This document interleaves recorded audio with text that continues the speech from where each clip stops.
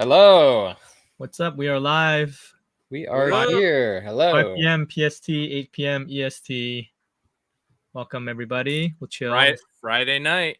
It's Friday Night Lights. We only have 60 Yesterday felt like Friday to me. My whole schedule was jacked up by traveling last weekend. Yeah, man. I'm still feeling it. It's definitely tough getting back into your regular grind from being away. Yeah. Let me turn off my. There we go. Sorry. Okay. All right. How you guys doing? AJ, Brian, you doing all right? Doing good, man. Good, man. Just trying to get back into the swing of regular life. Yeah. Family life. Okay. Let's see. Work, family life. Mm-hmm. Okay. We're just waiting a couple minutes. Let people trickle People in. filter in. I feel like there are a couple of lives going on right now, right? There's like multiple, yeah. Oh man, busy Friday night. We have auctions. Somebody's auctioning, a couple auctions maybe. I don't know. I think there's one tomorrow too. I think there's a bunch of lives. Friday night is probably tough, but Yeah. the good news is us three have no trouble talking to each other. So Yeah. we'll just talk like normal, and then people can Yeah. just listen if they want. Yeah, if they want to watch. Yeah, All people right, are coming in here. This is just our normal phone calls. Hello. Yeah, just like regular chat. Another AJ, Gecko Cove, MP Crusties, Primitive, Pino. David, yes, Kathy Andrew Wood. Pino is he blind or old? What's his icon? I don't know what that is. Bro, I definitely need glasses because I'm trying to read the chat and it's like so blurry. Yeah. What's up, Tim? It's funny because it only happened within like the last month only. I don't know if it's something or maybe it's something. Or aging you up. think it's just losing vision from old age or just man, for sure. Or maybe I'm having like maybe something that's causing it. I think, if we look at a timeline, I think you might have looked at the eclipse a little too long. You're right. Wow, you're right. You're out there like, no, bro, you're just getting old. Wow, you actually, if you think about it, that actually makes sense. I did glance at it a few times, like full blown, like looking without my shit. Oh, that's funny. I guess they were right. Now all those memes they feel a little more personal to you. Yeah, that's really me. You were wearing the glasses that are like the glasses that are just a giant cone that bring it down into your eyeballs. No, I got those like those 3D, those 3D paper glasses, like when you used to go to the movie theaters back in the day. Yeah. Oh yeah, the flimsy paper ones. Yeah, that's what I used. I used those too. Vegas. Mike from Parkour, Simon Luce. Everybody say hi. I'm gonna post up if you're on here, say hi. I'll post you up. Say hi and we'll put David from Rouge. We met David. They're the best, Rose. man. Yeah, dude, they were so sweet. So nice. David and Rose, they were amazing. Yeah, they were drove down from Canada. Yeah, I think some of Canada's best. Some friends too. I didn't meet their friends though. And then you got Emma Reptilorian. Oh, Emma. Kathy's here. What's okay? Oh, Nick's on. Hey, I gotta tell. So Emma made a comment on one of the Instagrams about me twerking and saying, "Oh, you got to make it an annual thing, and then you start pulling other breeders, and you select a breeder every year." I was like, "All right, you're the first one I'm picking." How'd you like that? Yeah, do you like that? Says we're a bunch of old asses. That's true. That's true, Andrew. AJ joins us too. Yeah. Preston. As we say hi and stuff, as people trickle in, if you guys have more questions, feel free to add them. I'm gonna kind of queue them up, and then I'll bring them up as we kind of just chat throughout the night. We've had a few from Instagram, so I'll load those as well. So, but yeah, feel free to ask any questions you want. And Justin's here, and we'll answer them. Yeah, for you. Yeah. Lots of people here. Vega is about to drive to San Francisco. Oh, Vega's from SoCal. That's a good drive. Going to San. You can meet up. Yeah. Drive to his house. I'm not too far. Meet up in San Fran for some dim sum. Oh yeah, man. They got some good food out there. Brian, do you have any gecko tattoos? Simon's I have no gecko tattoos. You know what? People have been saying you should get a gecko tattoo. No, saying, nah, I'm good. my wife You said you don't really tattoo most of your hobbies though. Yeah. Yeah. Like I don't have. Do you have like actually, fish no. or bonsai? Yeah, I did fish. But that already fits your art style. Yeah, I love the arowanas. I always did. Yeah. Yeah, Emma. Yeah, Emma has like a full on. What was it? It was like a skull, and some floral designs. Yeah, and in her back she had this monster crow. I think it was a crow or a raven or. I love it, man. That was really cool. That's yeah. Me and Emma are chest tattoo buddies. We took a picture together of it. I'm waiting for Oh, she had a raccoon skull. Were you like that? You took your shirt. You pulled your shirt up. A raccoon skull. Wow. Well, I was waiting for Emma to post it, and then we can I could tag me and then share it. So I'll share it. Yeah, we were just like this and showing our chest tattoo. Mike says you could see the tramp stamp when you were twerking. Yeah. Your shirt popped up. We saw your thumb, and we saw your tramp stamp. I will never live that thing down, man. I must have been tagged on that. There must have been like 50 videos of different every single angle. Every single angle. Hey, Ryan, Iris, Ryan. What's up, dude?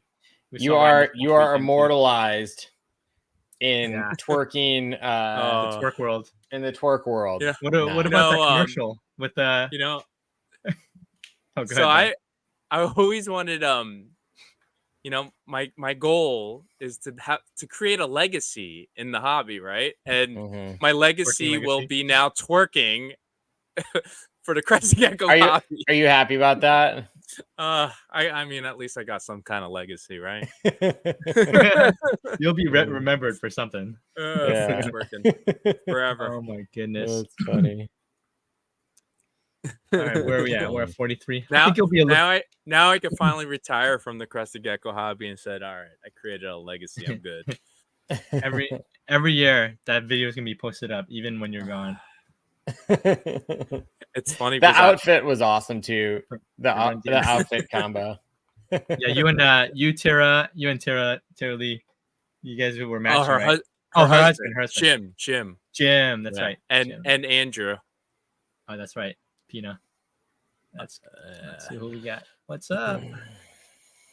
Scaly Piggies, Adrian. Yeah, and so I got tagged in it nonstop, and I didn't reshare it because, like, I got coworkers that follow my Instagram. I'm like, yeah, all I need to do is like everybody see this, my coworkers see this, and then there's videos all over my job and pictures on my locker. That's all I need to deal with. Awesome, man. That's awesome.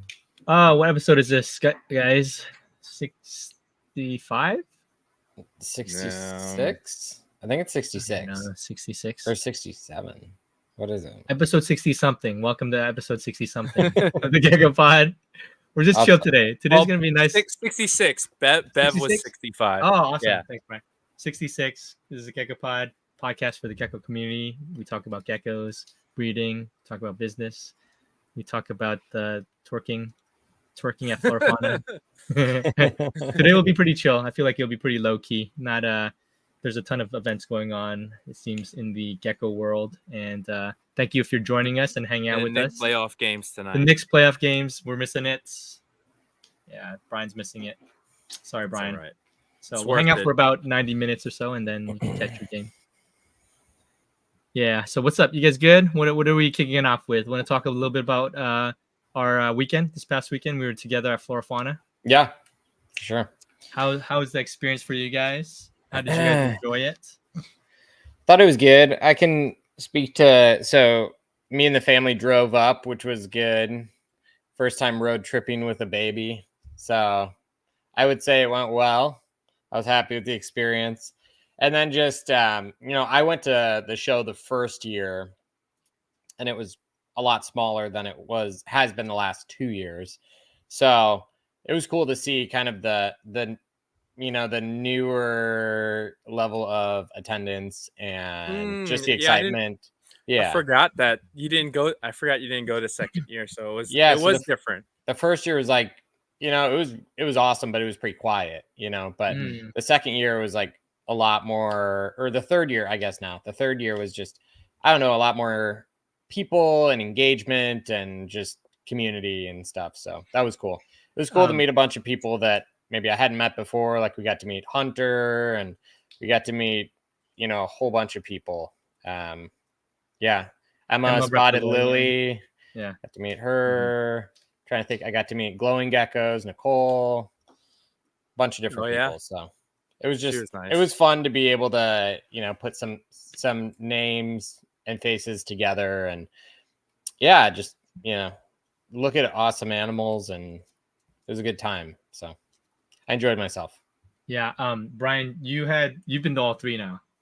Yes. How was the progression of it?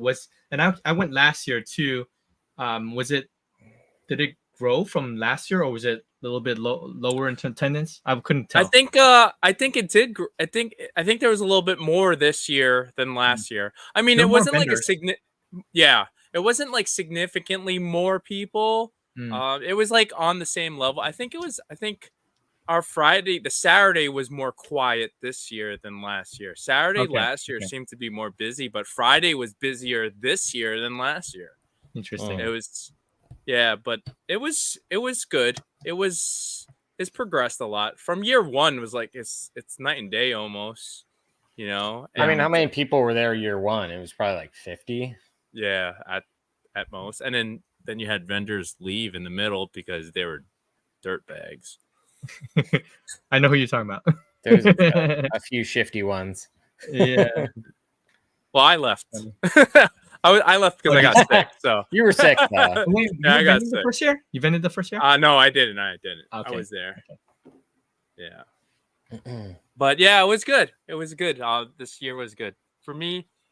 I mean, it was good. You guys, Harry came to my house on Thursday. Yeah, pretty much Friday morning.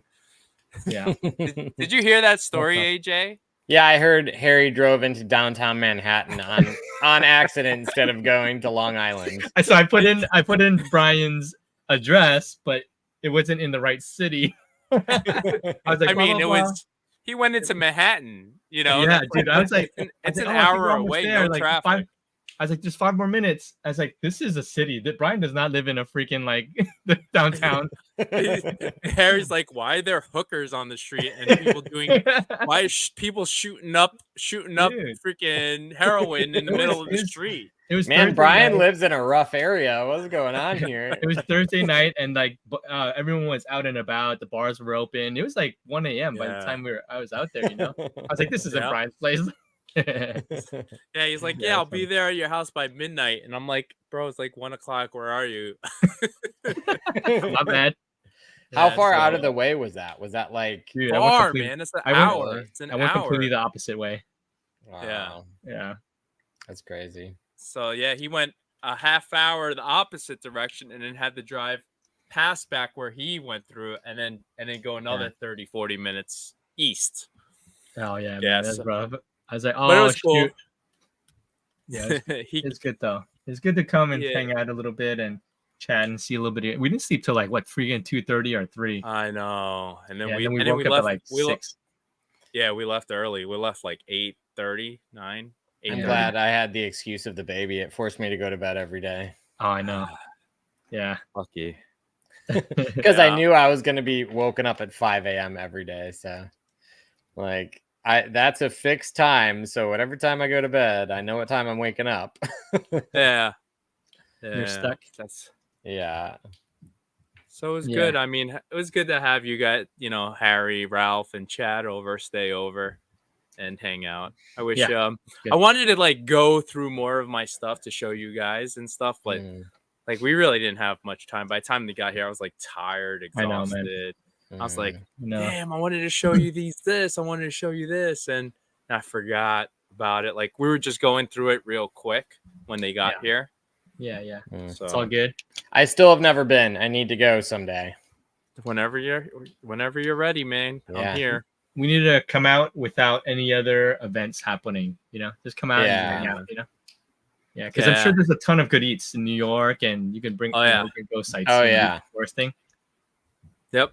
There's a That lot. would be I mean, there's always a lot of stuff to do in New York. I mean, we're in New York City, so. But the worst is your traffic, dude. Traffic's the worst, man. I hate traffic. Yeah. You guys knew what I dealt with yesterday going home, so. Bad, dude. It's like because it's like Mother's Day weekend now. So Mother's Day is like the highest traveled day in all of New York City all time. Really? So Sunday's gonna be ridiculous. Yeah, because everybody travels to like Long Island and back to go for their visit families. Yeah. Yeah, go visit mom. Nope. Harry, what was your takeaway of the show? I thought it was really fun. Like, I think the draw of Florafana is that it brings community together. Anyone who can make it out there. It's a fun time. It's very non-chaotic in terms of the vending aspect. Mm-hmm. So you could leave your table, like no one's gonna steal your stuff. You can go leave for a few minutes and then just chat with people, walk around, and and they'll be safe. And so the vibe is just very like safe and friendly, and it's not chaotic. There's time to just actually look at each other and chat with people that come by, and you don't feel pressed for time like you have to constantly be selling stuff. The venue is beautiful. The manor, it's a beautiful venue. The travel from I'm the farthest away for sure. Like travel's brutal. Yeah, Seattle, dude. It was a 6-hour flight, and the drive up, flew into JFK. 3 hours up from Brian's house. Yeah, man, it took me 12 hours from leaving Florafana, the venue, to getting home that night. So from 2 p.m. to 2, I didn't get home till 2 a.m. I was like, it killed me. So I'm like, man, it's like two full travel days. 2 a.m. Pacific time or Pacific Eastern? Pacific time. So it's not 12. It's like 9 hours then, right? No. 2 p.m. 3 hours difference. Yeah. So that's longer, right? That's so it's actually longer. So it's 15 hours. Yeah. Oh my gosh. Yeah. So it's just a long. It's very tiring to fly out there for the West Coasters. So I did enjoy it though. Like, it was fun, man. Like, hanging out in the evenings and just chatting it with people. I think that's my favorite. From a vendor standpoint, it's not always the easiest, especially if there's not like a ton of foot traffic. People are looking for more specific things, whether it's like high end. I'm holding orange, by the way. Sorry, high end breeders, or else like morphs, right? So I do feel like people were looking for specific things, and so if you brought like low to mid end stuff to vend, it was definitely harder to move those things. So. But yeah, it did seem like people like they brought money, and they had like specific things they were trying to buy. Yeah. Like, oh, I need this specific thing. That I heard more of that than people just going and browsing and seeing what caught their eye. It was like, my mission is to buy this, this thing. So yeah, Kenny's in. Sorry, just had to. What's up, Kenny? We've missed Scott's you in the been chats. Oh, Sabrina's here too. Yeah, I got to meet Sabrina too, which is cool. Yeah. We saw her. She was at last one, so I missed her on the last one. So yeah, I met Sabrina. Emma asked, "Did you guys make lots of money and or get cool stuff you wanted? Any trades? Favorite species there?" I had a couple trades. I sold a decent amount of animals, which was cool. I got a couple animals I bought an animal from Celestial. I traded a couple with Andrew Pino, White Tanks. I got one from Chad in trade. So it seemed like there was a decent amount of trades going on, huh? Like vendors passing back and forth. I wish I would have done more. This is a good trade show for trades amongst vendors, because everybody brings like their better stuff, so that way people kind of like, oh yeah, you want to trade this and that. Yeah, I want to get back to doing more trades. I feel like for a while I wasn't doing as much, but I want to do more of it again.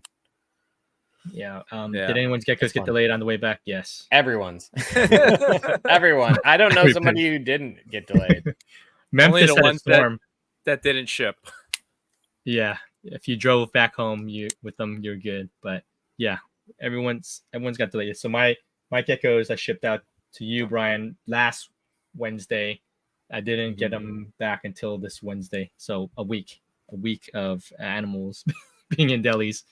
So that's kind of normal though. Yeah, I mean, when I go up for about it before, when I go up for Tinley or whatever, that it's almost always a week. Yeah.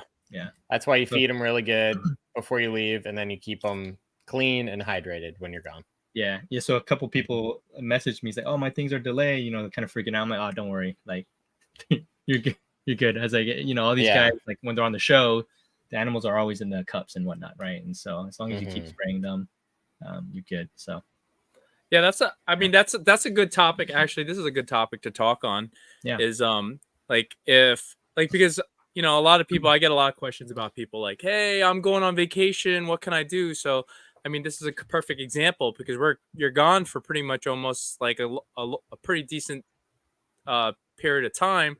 So, like, I guess, what are your ways of prepping for your animals? Like, for if you were to go on vacation, I mean, we know AJ, you got somebody that works for you that can help with that stuff. So, like, I guess Harry, like, how did you prep for the show for your animals at home so that way they're fine, that you didn't have to like take care of them or anything?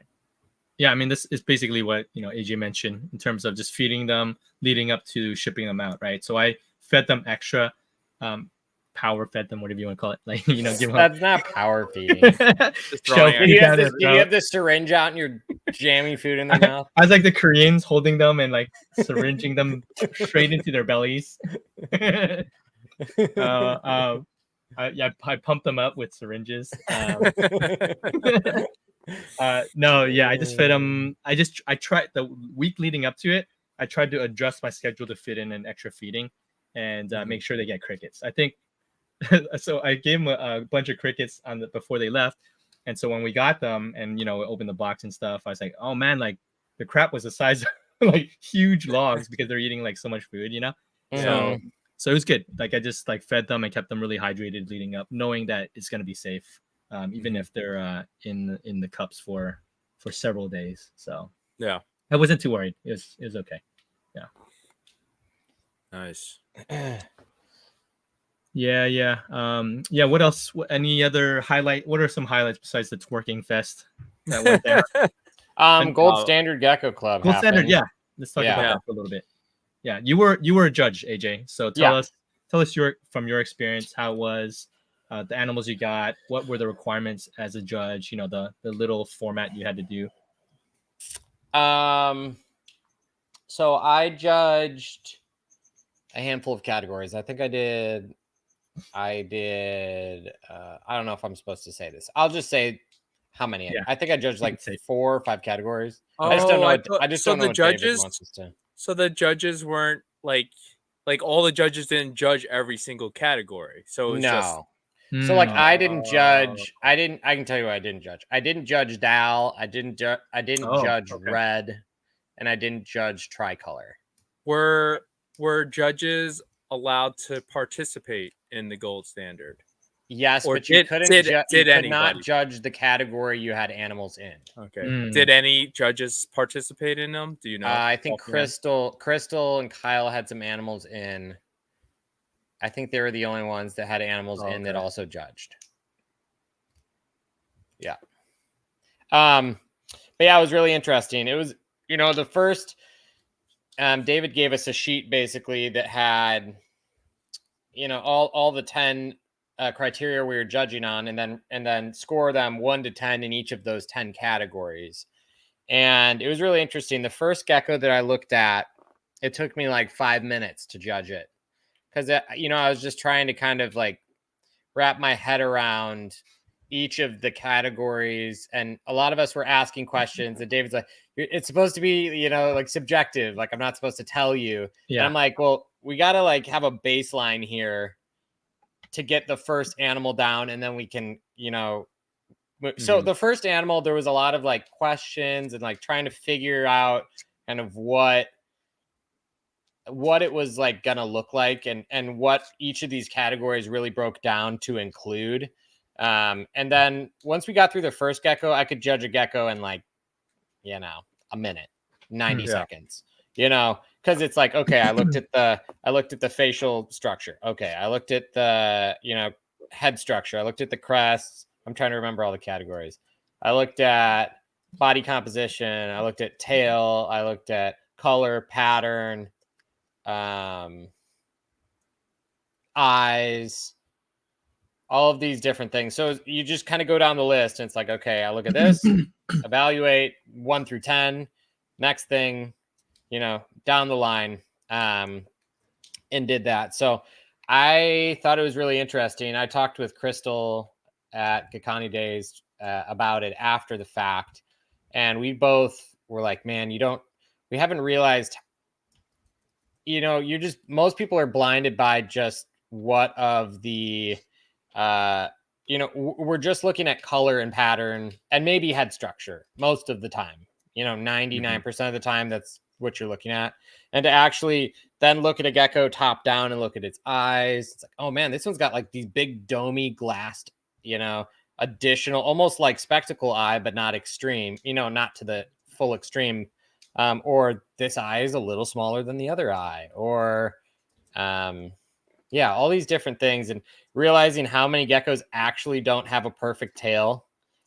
Even if you think it does, if you take your gecko and put it on your hand and put your finger under its tail and lift, you'll see like if it's got like a tilt or if it's got like slight pivot where it's got slight floppy. Yeah. Which makes sense. Like every gecko, I think we only had one gecko that actually didn't have any floppy or slight like pelvic tilt. So when you actually look at it, most geckos do, which makes sense. In the wild, they've evolved to basically not keep their tails. Yeah. So it makes sense that they would be kind of a vulnerable hinge point when they do keep them. So it was just interesting stuff like that.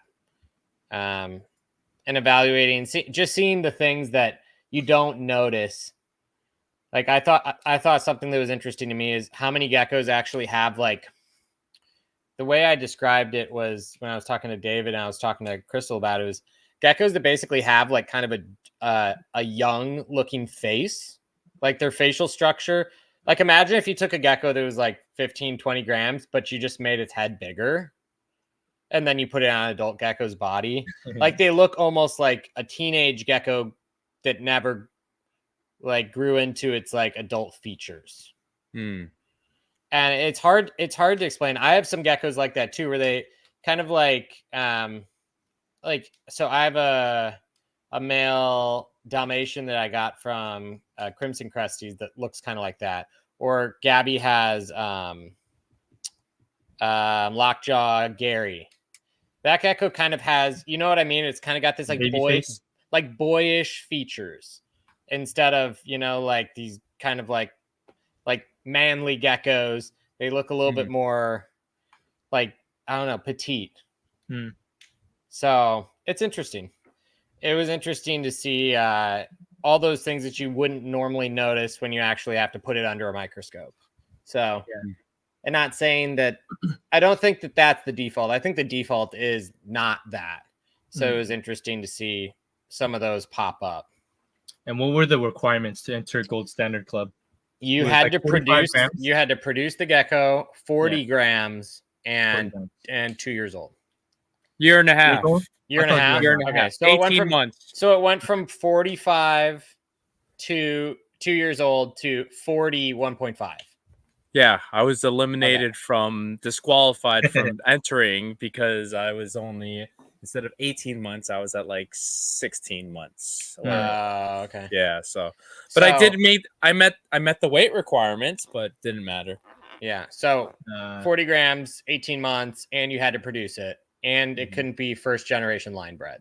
Those were the. I wonder how. I mean, it's impossible to check for those requirements. You could just lie. I mean, you can make those up, but I mean, it's kind of on the honor system. I mean, you do have to sign. I don't know if from a contestant standpoint, you probably do have to sign kind of like a code of ethics. I know we as judges, we had like a document where we had to sign and verify multiple times that we would hold to the kind of the ethics guidelines that we were saying, that we would be non-biased, that we would, we wouldn't allow any sort of cheating or, anything. You have to swear on the Bible, right hand on the Bible. We did. Yeah.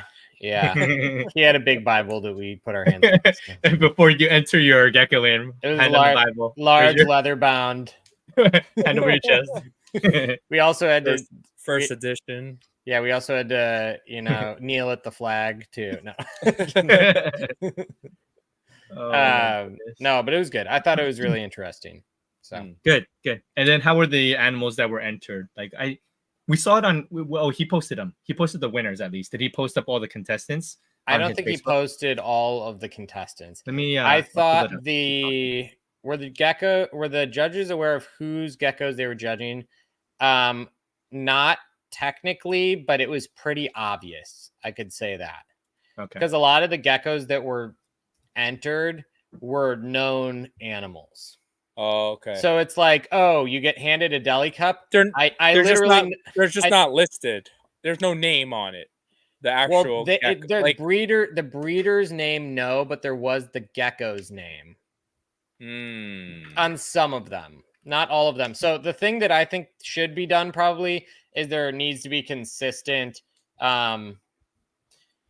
containers and information on those containers, because we'd have one deli cup that has the breeder's name and the gecko's name on it, and then the next deli cup would have no information on it, and then the next one would have just the gecko's name.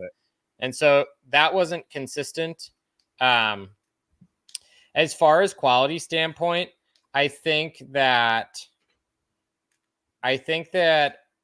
it being the first year, there just wasn't enough animals entered. Yeah. Multiple categories only had one entry. Oh, so they won for sure. Yeah, so like Phantom only had one, Yellow had 2, Dalmatian had 2, Tricolor had 5, Lily White had 1, Cap had 2. So there was some categories where I wish, and granted, there's growing pains because it's the first year. But I wish there would have been more representation, because obviously, there's nicer caps that exist out there than what we saw at the show. There's nicer lily whites out there than what we saw at the show. So it would have been, nice to see. I mean, basically we had to judge based on what we had in front of us. Yeah. Mm-hmm. So this first year would have been a good one to enter, to kind of just sweep everybody, because there weren't that many geckos entered. Sure. Yeah, sure. Got it. Yeah. But it was a good experience for you, AJ, to judge. Yeah, I enjoyed it. I think that David did a really good job of, like, it felt from a judge standpoint, all of the documents that we were provided and the communication that was done and everything, I felt was very professional. Yeah. It seemed that he took it very seriously. That was my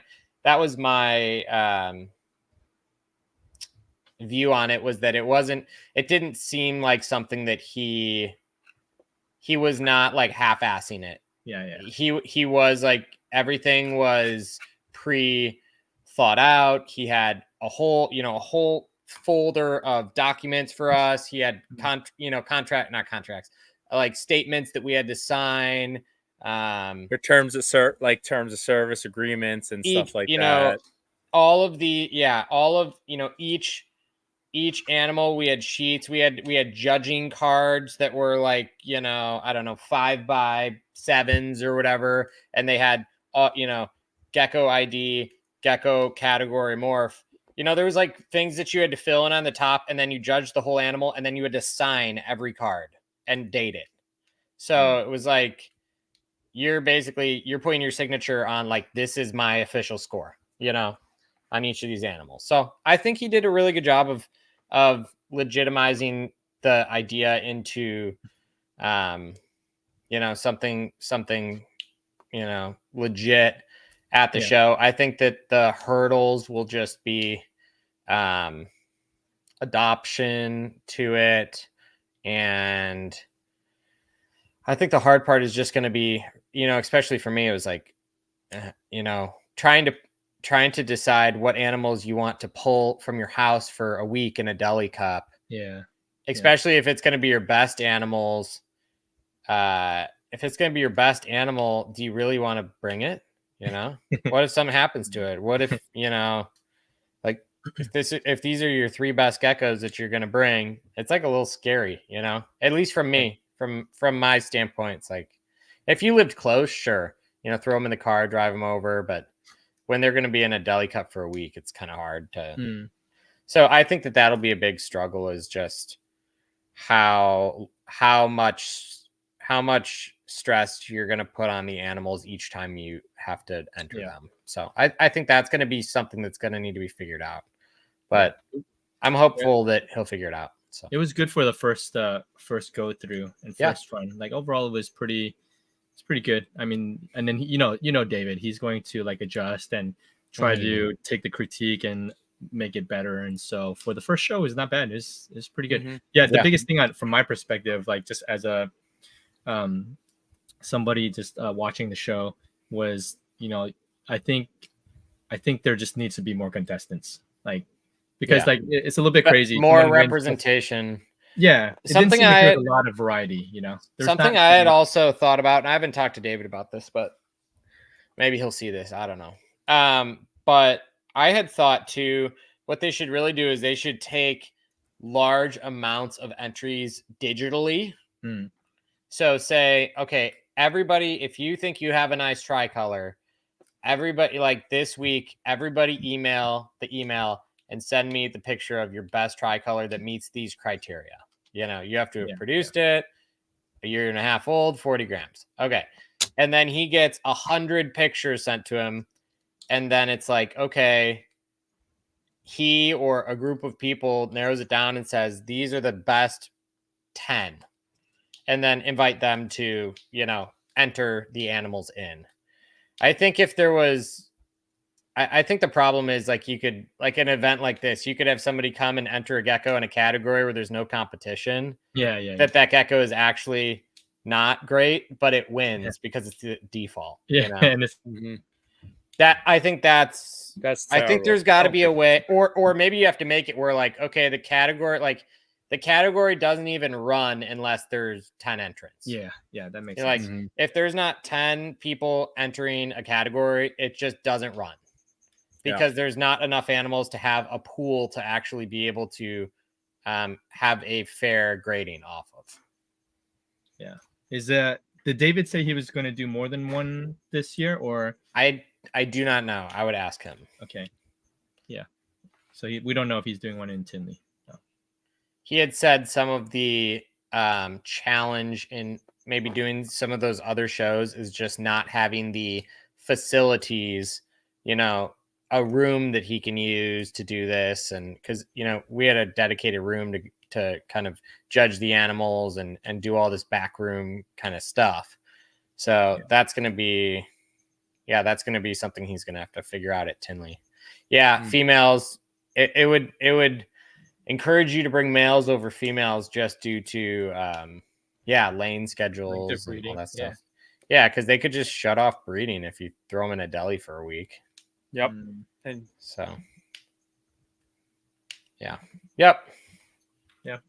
good to see that. Anything from your view, Brian? Was it all right, or what did you think about it? It's a great concept. I think it just needs a lot of work. It's still new. It's the first year. I expressed my concerns to him after the show was done, and I was like, "Hey, man, I think it needs to have like a more collective amount of people to really build on this."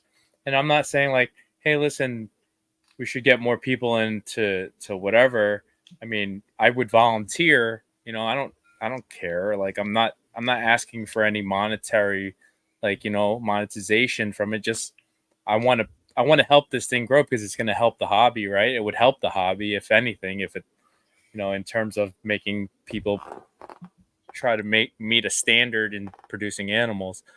But there's just needs a lot. There's a few tweaks on certain things, like you expressed with the one animal just by default wins. Limiting only 5 animals per category, because what if you had just like 5 low-end animals, just submitted prior to anybody? Right, it just becomes a who entered first competition. And it blocks out everybody. So if 5 low-end animals were submitted first, the best DAO can be something that has no spots, right? Or very minimal spots, right? Like can you imagine like 5 people, like the first contestant be like 1 spot, then 2 spot, 3, 4, 5 spots, and then the winner would have 5 spots, like, and just, I think there's some things, and yeah.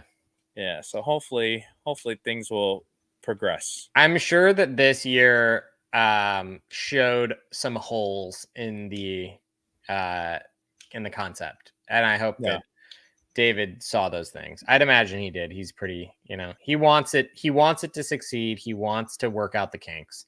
So yeah, Mike, with the episode with David, he says he's going to try to do like some of the bigger shows that are more, well known, so people can fly out to them or whatnot. So you'd have to go there or send your animal with somebody to some of the bigger shows. They're probably only going to be at like Tinley's, maybe Daytona, maybe the super shows, and then Arlington, maybe. Yeah, NARBC shows. It's probably going to be at like, there's maximum like 6 or 8 shows that they could do them at. Yeah. So like, so Kevin's talking about, so maybe like a pre-qualifier. You got to qualify, hit a certain amount of points. I think that should be good. Pre-qualifiers. Yeah, for sure. Cool. Yeah. Let me throw a question for you guys. I thought, where did I see it? Oh, here. Well, here's one. This one's not really a question. Zengex, please invite Chase on the show. So I've asked him a couple times. He doesn't want to do it yet. He said no.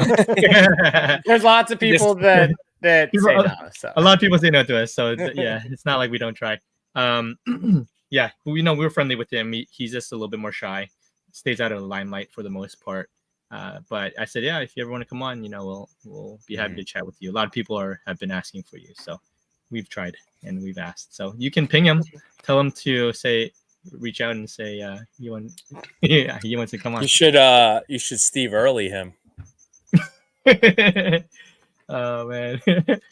Maybe if Chase reaches back out and says, "Hey, I'm ready." I'm like, "Who are you?" Hey, you want to sell those? You want to sell those boba scales? Get on the. I thought that was interesting. Side note about that. I thought that was interesting that came up on the panel, Brian. Oh yes, the panel. It was like, it was in terms and regards of ethics, right? Ethics and ethical breeding. Yeah.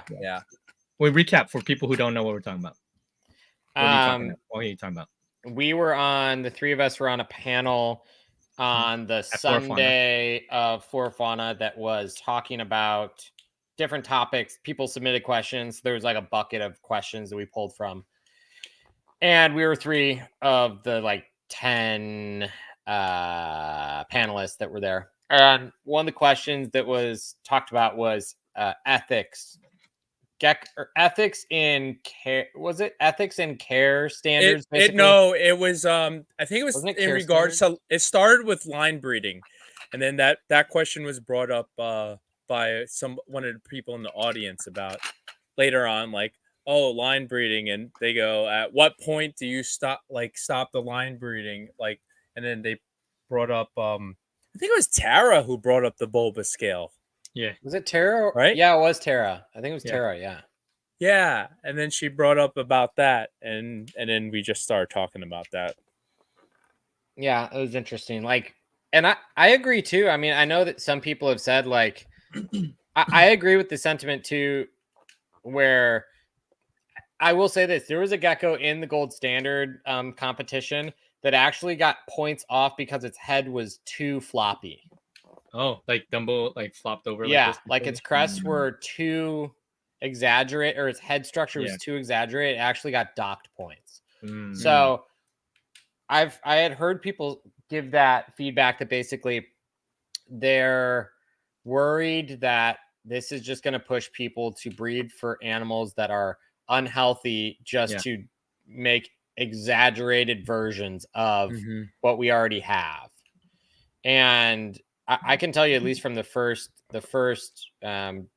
judging at the show, there was geckos that are actually docked for too large of head structure. Wow. So I thought that was interesting. But yeah, that came up. Yeah, so there was a bunch of interesting things there. I thought my favorite question that was asked was about care standards. Do you guys remember that one? Standards. Mm-hmm. Yep. So basically, it was talking about what I took it as was, you know, there's kind of a camp of people that have the opinion of we need to keep every gecko in, you know, in its own 18-18-24 bioactive terrarium with UVB and a misting system, and you got to have isopods in it and do all this stuff for every single gecko. And then there's the other side of the camp, which is like, you know, we can use tubs, we can use disposable things like egg carton or paper towel tubes or plastic plants or paper towel as substrate. And so kind of the question was, what is the care standard, or what is the I guess the harm on either end? So I know we didn't get to like really talk about it. Do you guys want to talk a little bit about that for a second? Yeah. Was this the one where Tyler from Celestial was like, you know, care is different, you know, like everyone's gonna keep from different breeder to from hobbyist. Yeah, so there's breeder like, you know, breeders that will have the model of breeding more animals. It's not viable necessarily for them to keep every single thing in, like, you know, 12-18s, 18-18-24, you know, things like that. Homestead says some people think 18-18-24 are too small now. A Homestead right here. Yeah. What? Yeah, I think I would small. disagree with that. So you might as well just give a full bedroom to each gecko. have a 20 bedroom house and just dedicate a room to each one. This is 18-18-24. Let me put my juvie in here. Like, yeah, let me see it. Let me watch it take 7 years to reach adulthood. Yeah. So anyway, so you saw just a snippet right now of us kind of going through. You know, people think that, you know, they want to deck out their full bioactives for their geckos, and then we have some that are just in bins, right? Walmart. And there's nothing wrong. I would say there's nothing wrong with either. No. Yeah. But we make fun of each other on both sides. There is difference. There's pros and cons to both, and there's realistic way. I think something we didn't get into there was, once you have a decent amount of animals, say if you go to, you know, you have 20 females breeding. Yeah. The amount of time you will spend tearing apart bioactives looking for eggs, you won't have time to do it because it's just so much work. And B, you'll miss eggs and they'll hatch in the cage and the parents will eat them. So my thought on that has always been, you know, people are like, oh, it's so cruel that you keep geckos like on paper towel with lay boxes. And I'm like, well, isn't it also cruel that your geckos are getting eaten by their parents because you don't catch all the eggs? You know? Yeah. It's like there's always like a yin to the yang, right? So there's always a different side to the coin. Yep. So it's finding like my like statement that I made there was just like, me personally, I want to find what yields the healthiest animals, like the care that brings the healthiest animals to adulthood that thrive for others when they buy them. Yeah, that is, I feel like, where I'm just landing. So whatever that ends up shaking out as, it's constantly a moving target. We're always changing stuff. Like, now I use this. Well, you know, I tried this worked better. I don't do the old thing anymore. And you're constantly evolving. Yeah. So. Get wrecked says, I keep some in tubs, some in tanks. I just think we should always strive to provide something closest to their natural environment as possible, even though I very much understand they are domesticated. Yeah. I mean, I don't think anything we're giving them is similar to their environment. If you keep aggressive, it's not the wild, bro. But yeah, understand we're trying to give them as much of a environment as possible that where they can thrive and be happy, right? That's what we're trying to get at. So I agree on that end. But it's like so funny because like, you know, being in the hobby 25 years ago, like leopard geckos, keep it on sand. Then 5-10 years later, don't keep sand, they're gonna get impacted, you're gonna kill them. And then now they're going back to like, oh, you can use the soil sand mix. And it's like, so it's Yeah, always Bearded Dragons changed. was like that too. Same No thing. sand. Oh my Another god, old remember? They'll Remember? die. Do you remember they used to use crushed walnut shells That for was bearded dragons? terrible, No. bro. So yeah, that was the biggest thing. Everybody's like crushed That was- walnut shells, and it was yeah. like the worst thing. And that was Wow. like the main thing everybody was using for a while. Then they Yeah. realized, hey, you know, they're killing bearded dragons. You know, those Yeah. because they were saying They're that big chunks. yeah. So there was like a Yeah. bad thing, crushed walnut shells, and then they said sand, and then there was repticalci sand, and all this stuff. Like everything was, and so we're always evolving in terms of care and husbandry and stuff. And as for just like crested geckos, I feel like keeping paper towels. My geckos are healthiest on paper towels.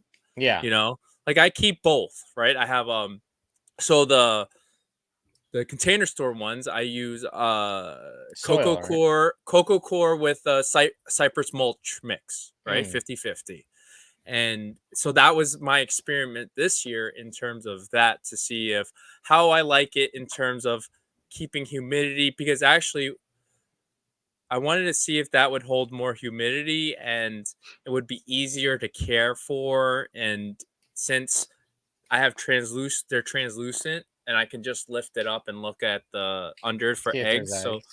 So I've been experimenting this year with it, and then my PVCs, everything else has paper towels. So do you like it so far?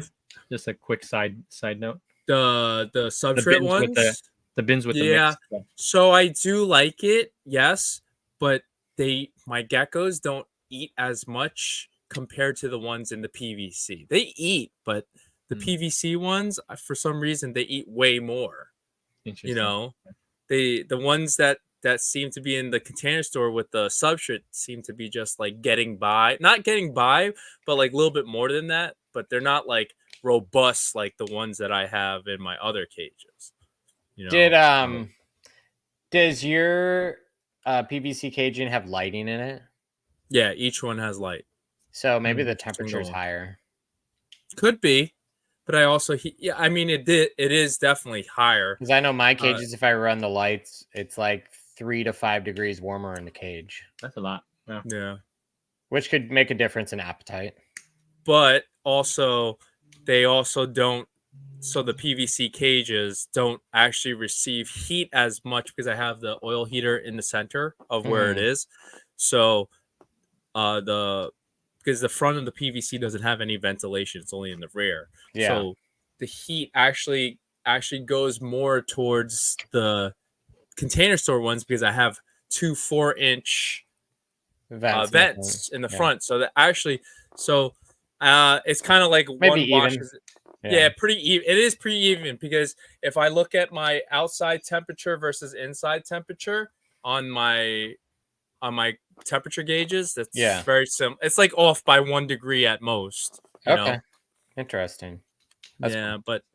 But yeah, like as long as your animals are really healthy and they do very well, I think that's the most key important thing. I mean, keeping 18-18-24s and UVB per one. I mean, that's it. If you want to do that, that's fine. You know, it's not wrong. It's just if you don't want to.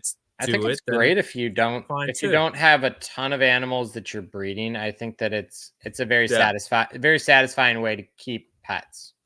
Oh yeah, because it's beautiful. Yeah, sometimes you just want to look at really nice enclosures. And really nice displays, right? And I thought that was it Kyle or Tyler had the point that I thought was interesting. Where I think it was Tyler where he said, you know, from a health standpoint, when you have an animal in a bioactive cage, it's really hard to monitor the health of the animals because there's a lot of places they can hide. You don't see them every day, or if you do see them every day, you have to tear the entire cage apart, and then you can't monitor their fecals. You know, you can't see if they're eating as well, if they're pooping well. So there is something to be said for more simple setups. It's easier to keep an eye on the health of the animal. Yeah. So as long as a crested gecko has enough like foliage to hide and enough air perches to climb, I think they're very happy in just having that. You know, they don't. I don't think they really notice like, oh man, I hate being on this paper towel. Oh no, I wish I had dirt. You know. Yeah. So that's true. Going back, is Florana, is it worth going for gargs and non-crested species? That's a good question. I wouldn't mainly crested, I would right? say go to Tinley for that. Yeah, I mean we had some a little bit of variety, but it wasn't much. I would say Tinley's much better for that. Yeah. There weren't very many gargs at all. I think maybe 2 people had gargs. I don't think I remember seeing any gargs, to tell you the truth. Did AJ, like, you had AJ? I had some gargs. Yeah, I had some gargs. Yeah, but did Susan? Did they sell? Yeah, Susan had some. No, I sold no gargs. No gargs. Yeah. So go to Tinley. So just you and Brian were the only ones with gargs on their table, right? Yeah. Last year, David Tiki brought some gargs, little ones, but yeah. I think it was definitely, you know, I mean, it makes sense. It's a crested gecko show, you know, primarily. I wonder how that hognose guy did. Boss hogs. Oh yeah, I wonder. I don't think he sold very much. Yeah, I think I talked to him second day, and I don't. Weren't you gonna get something from him? Somebody was gonna get something. Yeah, from him. I was gonna get. He had this white, just some snow conda snake. I just wanted a pet, but I just want a white snake as a pet. He had one with a slight imperfection on his nose, but it was still like pricey. It was still like $600 or something. Oh, for a pet? Nah. I'm like, that's an expensive pet for sure. Maybe $200. Yeah. So going back to see, I've heard about leaving out dry food powder for them over a weekend. Anyone ever tried that? I've never done that. No. Dry food. Do they eat dry food? They don't dry food, do they? Do they lick it? They don't, right? They might. I never tried that, actually, to tell you the truth. Because we do that for like leopard geckos, right? You leave they lick calcium, but that's like a natural thing because they need that. They know leopard geckos know how to regulate calcium, which is pretty cool. Yeah. So that's why they know when they're calcium deficient, and they'll lick the powder. Gecko Man asks, "What's the longest you have had an animal stuck in shipping and survived?" This one's probably for AJ, right? Probably like I haven't had them really lost more than maybe like 4 or 5 days. Knock on wood, I haven't ever had a gecko die from a delay. Yeah, I had a gecko that probably almost died today. Oh yeah, I remember. But not from delay, from them freaking crushing the box that the gecko. FedEx crushed the box. I mean, the box looked like it got run over by a car, and magically the animal was fine. I mean, it was bad. Like the box was like completely blown out. Like the bottom of it was just blown out, and the foam was sticking out, and like wow, it legit looked like it got run over by a car. That's incredible. Well, for this one, I think Andrew White Tank, he said when he had something shipped over from either Europe or Korea. It was like 12 days or something. Yeah, it was like 12, 14 days or something. Yeah. And like he said, it was totally fine. I mean, obviously they're skinny, but they're alive, right? Yeah. So it looks like a gecko. It looks like a gecko from the wild when you get it in. Skinny and dehydrated. This season I had a first-time breeder lay 1 normal egg and 1 half-size mini egg. It's been growing, but still have the same size of clutch mate. Anyone ever see that before and actually hatch out? I think it doesn't go. It goes typically not, or if it does hatch, it's not going to be healthy. Yeah. Yeah. So. I think so. Yeah. Emma says he didn't sell a single snake apparently. So. Boss Hogs. Yeah. Was he there? He was there last year too, I think. Mm-hmm. Okay. Yeah, he was in Andrew's spot where Andrew was. Andrew White Tank. Oh, okay. Yeah. Because I was where Keith and Laura was, right? What's their name? Yeah, Generation Exotics. And then we're you were Jerk. Exotic. You were Jerk. And then it was Boss Hogs where Andrew was. Yeah. That is Weird. crazy what Scott said.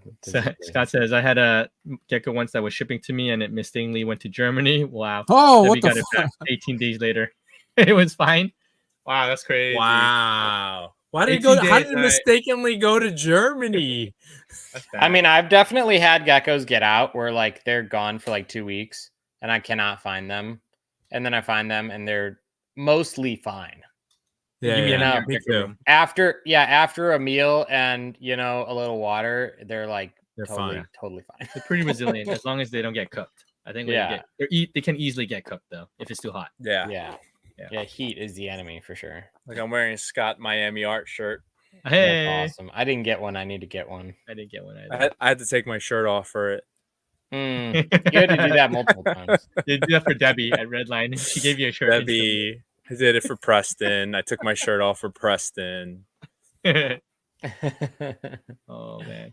That's awesome. Saracenorum genetics. How the white collar and spots are inherited. That one's for AJ. You're a AJ. Sarah breeder. So as far as I can tell, so this Yeah. is just my experience. I've tried to figure this out for a while. My best guess is that it's actually a gene that is passed by the male. Sorry, we're So just when laughing I've bred normal, this is just my experience. I've done this for I've personally never made a white collar where I bred a normal male to a white collar female. Oh, so Wow. is it recessive? Not that I can tell, but Huh. when breeding, I've taken animals that have I'm never watching produced. Nick game. Yeah, go, you can. I've produced animals that have never been related to any white collar stuff. Breed them to a white collar male, Yeah. and then I got 50-50. Oh, okay. So White collar male. yeah, are spots That's dominant interesting. over stripes and Sarahs? There's not really Ooh, I have- stripes.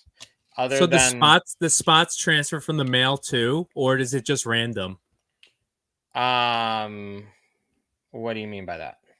Like, so I got a Sarah Gal from spots you. or No, the big white spots. Uh-huh. So I got that white it's just a white collared Saracenorum with no spots. Yeah. No white No white spots. Mm. I think So- that just comes down to like odds, like how many spots it- you get and the size. So of the let's say I Let breed me pull Sarah. him I should talk about Sarah. to if I breed him to like a female that has like a white collar and some big white spots, like Mhm. what would you say like the outcome of the babies? You'd would probably be get. most likely. You should get all collars. Like I don't get if I breed white collar, you get no normals. Oh, okay. But So if would you I get- breed, Would I get the white spots though? yes, most likely Oh, if the okay. female has them, yeah. So there must be. Oh, I don't that's know. awesome. I don't know what actually the function is. When we talk about that, yes, it seems like it'd be inherited by both. But for whatever reason, if you breed a normal male to a spotted That's so female, you cool. just don't get collars and spots. I do Yeah. not understand it. I hate I female would male. have to talk to someone much smarter than me and figure Who that else out. breeds Sarahs besides you? Like to that level. Pangea, Gilpins? This is a Pangea one. Pangea, yeah, Gilpins. They have maybe like I don't know 4 or 5 pairs maybe. I think Salzmans have a few pairs. I just want one pair. So I have that one male from you, Yeah, and I have no female. they're awesome animals, man. I love them. These are the ones you wanted, right, Brian? From last year's Pangea. Yeah. I need some more from AJ. I just have this one pair. I hog them. I like to keep them all. Oh no, we can't buy them from you then. We gotta buy them from Pangea. Oh, And big, they're not prolific breeders either, right? no, They're- Big Tex Gex. I've actually sold some Sarahs to him. Okay, Big Yeah. Tex Geckos. Oh, he's the one. Oh, he breeds them too. Yeah, Bryce I asked sold what's the him- name I of this sold one. him This some one's name is Sarah. The Sarah. That's a terrible name. What's This one the is male's legit. name? Bryce knows. The male doesn't have a Sarrow. name yet, but Sarrow. Well, what are you gonna call him if you've already taken Sarah? don't worry. Sonorum. Norum. Nora. Sonorum. Yeah. We'll think of something good for the male. Something as good as Sarah. Yeah, these are cool. Bad as Sarah. Yeah, like these are awesome. Yeah, the first time I saw one. First time I saw one was at AJ's. I was like, dude, these things are amazing. And yours are fat, AJ. Yeah, they're big. Huge. Norm. Everybody says Norm, so you gotta name it Norm. Sir That's Norm. his name. So Sarah times Norm. Norm. Sarah. All right, it's done. Norm. Or Sir Norman. I'm gonna write it on his cage right now. So you guys keep talking. Norm. I'm gonna put this That's away. great. So what was one of your highlights, man, this weekend? Mine? Yeah. I don't know. It's like cheesy, but just having my family at the show was nice. Yeah. Yeah, because they never really. My wife doesn't come much to shows anymore, especially now that we have the baby, and so to be able to have both of them there was really fun. Was this Henry's first show, like first actual show? He went to one? the Raleigh Repticon when he was like 2 months old or 3 months old. Oh, okay. You know. He had no idea though. You know, he was just a little helpless baby.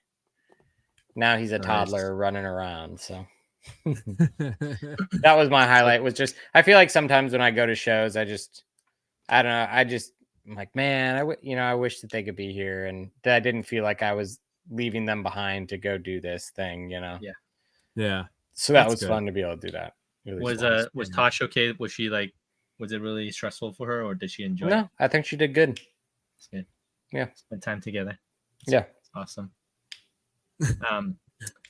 Alex asked tips and tricks for getting geckos to breed, lay eggs, especially during this weird season. Tips or tricks? Oh, I know. You know what you need? What?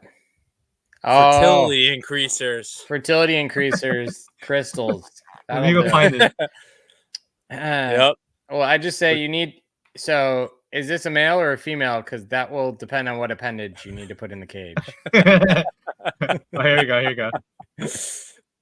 I can't hear it though. I feel you, man. We can't hear you. We're at the Florana conference, and we're here to bring you a new tip. Yeah, so gecko fertility is a big.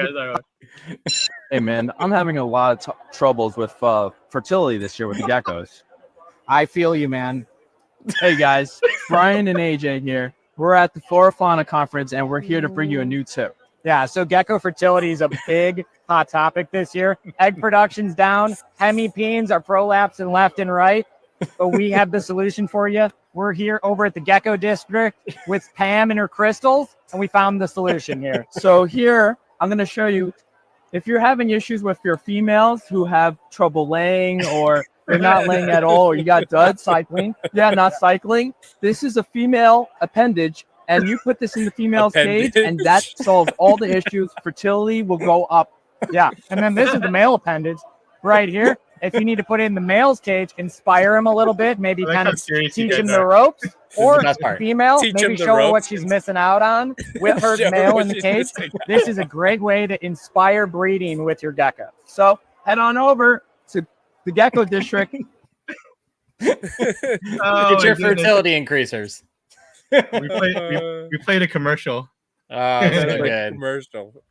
Sponsored by Fertility the Gecko Increasers. District. Sponsored by Pam at the Gecko District. Damn. Florana was Henry's birthday. Yes. Yes. Oh, yeah. That was on Thursday. Yes. So we were driving. Henry is AJ's baby. Yeah. Yeah, he's cute. Yeah. That's good. Yeah. Yeah, that's good. Do you think fraps will still be popular within the next 3 to 4 years? Asked Jakes. Yeah. I think so. Why not? And like lily whites. Always just improve on things. Everything is There'll always be nicer ones. We're still in the I still think we're in the infancy stage of producing nice caps and fraps. So we're nowhere near the peak. So I mean, we haven't even I don't even feel like we've necessarily perfected lily whites. Yeah. No. There's still a lot of work. It's been 10 plus years mm-hmm. on lily whites, so there's a lot of runway for sure. A lot of runway. What is the hottest morph? Asked Chad on the market right now. Probably sables. Sables. Everyone's trying to snatch up sables right now. Yeah. Korean sables. Chad US got some sables. He got Chad got sabled. a sable from Pangea, which is from is it Ryan Geckos? Mm-hmm. Ryan. Yeah, so Korea, another Korean breeder. Yeah. Explain color inheritance, color combos, outcomes, stuff like that would be very interesting, Christira. I'm not sure. That's We'll pretty. probably save vague. that for a genetic episode. Yeah, we could say that. Well, so hang tight, Christira. Dalmatian issues, spots or no spots. We talk about this a lot. Spots on I think we generally are on pattern. We don't want spots. We say no spots, yeah. Oh. But not the end of the world if you have spots on your pattern animal. But we try to avoid it. Why the F is everyone so tall? Hang in there, Harry. This is from Harry, play that video of you. Who said play that? that video of you getting boosted up, Harry. All right, they play that. Yeah. Who said this? This is from Emma, Reptilorian. Oh. All right, now let me play this video. Oh my gosh. You guys want to see the height difference? Oh, it's gone. Between us I don't know where the video. Oh, here it is. Chad's is on Chad's. Show my leg. Chad's cracking up. And you're still like 8 inches shorter when we I'm so short. So I'm 5'4". I didn't get the strong genetics of height, and you guys are what? You guys are 6'3"? I'm like 6'3". I'm like 6'2" something. Oh my gosh. You guys are giants, man. I'm just a midget. That's so funny. Yeah, thank you for that comment, Emma. Homestead says pinkies, they're selling them for $35,000. Nobody's buying them though. Nobody's buying. Nobody's bought that. So nobody bought them. And they're about to be close to $0. So yeah, they're nobody will buy them. They're never gonna. They're dumping them in Korea because they're not healthy. So yeah, they're not gonna make it. Fish food, snake food, no. snake food. After this weekend, do each of you have a prediction of a sleeper morph or combo to invest in? Sleeper morph. There's no sleeper. Pattern dowels. Sleepers. I saw. I don't even know. Like, there's nothing really. No, I feel like it's pretty well. I feel like the hobby is actually pretty diversified right now in interest. Like, there's people that like tricolors, people like dowels, people like reds, people like, morphs. Everything you can imagine. I feel like there's fans of all of those things. So it's kind of hard to, narrow it down. Dowels are coming back. Murder Smurfs, Chels, and Max. What about pixels? Are people still working with them? I feel like I don't hear much about them anymore. Yeah, people are still working with them. I don't think it's as popular as Sable, obviously, or Caps, but I think they probably came out at the wrong time because there's so much other stuff going on. Yeah, they're a much more subtle thing, and so compared to Sables or Caps, they're kind of lost in the mix. Yeah, I still think there's still some room for it. I don't think you're gonna fetch crazy prices for them, like Sable, like high-end Sables or high-end Fraps. But I think there's still stuff you can do with them. Also, another morph that nobody really knows what what it does. So you gotta tie them in. If you tie them in with other things, you don't know how they interact with other traits. So it's kind of like another infancy, morph that still needs a lot of progressing. Another thing about Pixel is there's probably 4 different genes or 4 different things that people are all calling Pixel. Yeah. Which doesn't really make sense. If you're in the Pixel Facebook group, you'll see one gecko. They'll be like, this is a pixel. And it looks nothing like the other examples of what people are calling pixels. And the inheritance isn't the same. It's like both parents, neither one's a pixel. And then they show you this animal. Oh, it's a pixel. It's like, okay, well, this one over here appears to pass incomplete dominant. What you're saying appears to be recessive and doesn't look anything like this other animal. So I do feel like a problem with Pixel right now is there's no hard and fast definition of what it is or how it's inherited. Once that is in place, I think there'll be probably more popularity to come. Yeah. But by the way, what is this thing? I saw this today. Are these just That's a lilies? That's a luwak lilywhite, I think, on the bottom, and then I think on the top is just a luwak. Okay, because it's like luchin. So that's probably luwak lilywhite, and lilywhite. Probably translated to that, right? Yeah. Luchin. Yeah. Luncheon. It's a luncheon. Some creepy charm is definite, Harry. This is a bad translation. Some creepy charm. Some creepy. some of the translations are so bad. This goes in a Chinese menu, Chinese restaurant menu. Like creepy charm. How do they translate male? I'm not gonna say it. Is it cock? Is that what it is? Yeah. When I used to get hit up a lot more by Korean buyers, they would use Google Translate back before it was like probably like AI powered and like all this stuff. And this one guy was messaging me, and all the stuff was like, "Show me the smallest children you have. Show me the. I like to buy the children small." I'm like, "Stop DMing me! Like the freaking FBI is gonna show up at my house." Oh my gosh! Hi, I'm Chris Hansen. Hey, would you like to take a seat? Who's that pizza for? Did you bring a pizza? What's in the bag? Did you bring the White Claw and pizza? Did you bring the White Claws? Why do you have shavers? Why do you have? Yeah. Oh my goodness. So yeah, you got to be careful with the Google Translate. Yeah. Who had the best display? Florana. It was hard to say because I like white tanks. Oh yeah. I thought his was really nice. I like his banner. Andrew had like a big, was it like a 4 foot wide banner? Probably like six or 8 feet. Yeah. And then his table is really clean. He copied you, AJ, with the square delis, and then it's all lined up really neat. And as he sold, he just kind of shifted things down, and so it was very clean. And I like that. Yeah, it was nice. Good. Do portholes act similarly to Dalmatian spots? No. I think we've talked about this before. We talked about portholes and white wall and white spot. I had one loaded. I wish it acted similarly. That'd be a lot easier. I know. Instead, you got to take Harlequins and build Phantom, or you got to take Phantoms and build them out of Harlequins to get the portholes to stick. Mm-hmm. Thoughts on pairing everything at the beginning of the year versus pairing different stuff throughout the year at different times? That's a good question. Both. People have asked. Mm-hmm. Both. Yeah. Just keep it rolling is what you're saying. I think this year I probably did 75-80% at the beginning, but then certain stuff hits size a month or two later, and you don't want to, let it sit and lay duds for 7 months. So you pair it and you get, 3/4 of a season out of it. Mm-hmm. I think if you're getting towards the end, like if you're getting into, August and you haven't paired something, it's like you might as well wait until December. Yeah, August is pretty. At that point, by the time you breed it, how many clutches are you really going to get out of it? 2,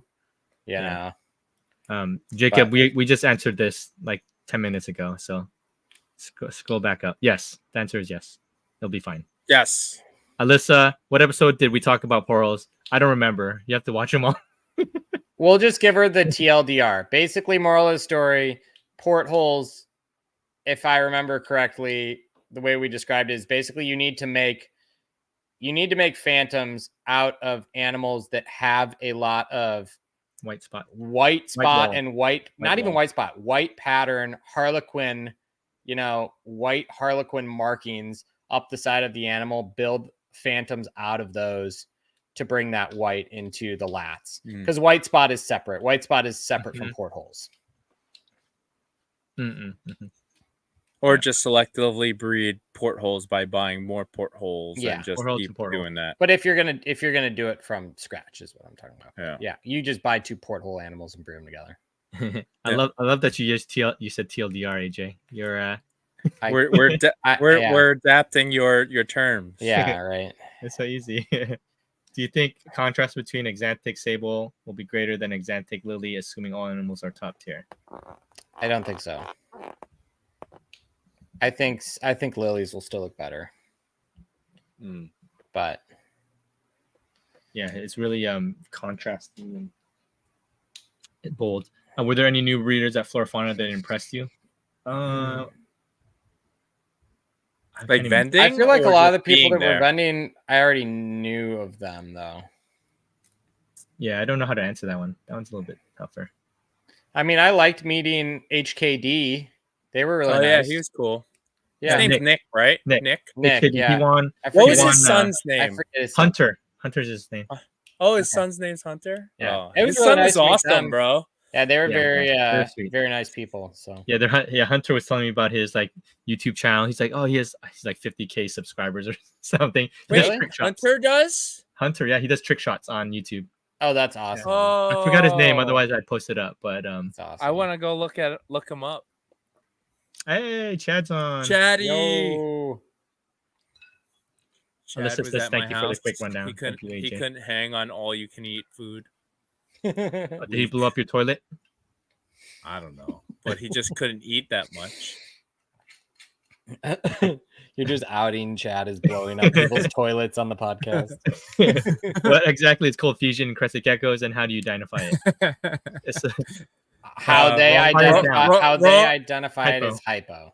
Hypo. Wrong group to ask. Ask Tom. Ask Tom. Yeah, Tom will tell you. Yeah, Tom will give you a rundown. Tom Favaza. Chances I could not eat that much. Yeah, Brian was disappointed in you, Chad. He's like, "Come on, you gotta eat more."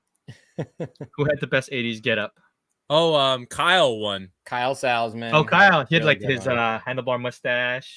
That shit was so funny. Dang, I wish I had a picture. I do have one, but not loaded. Yeah.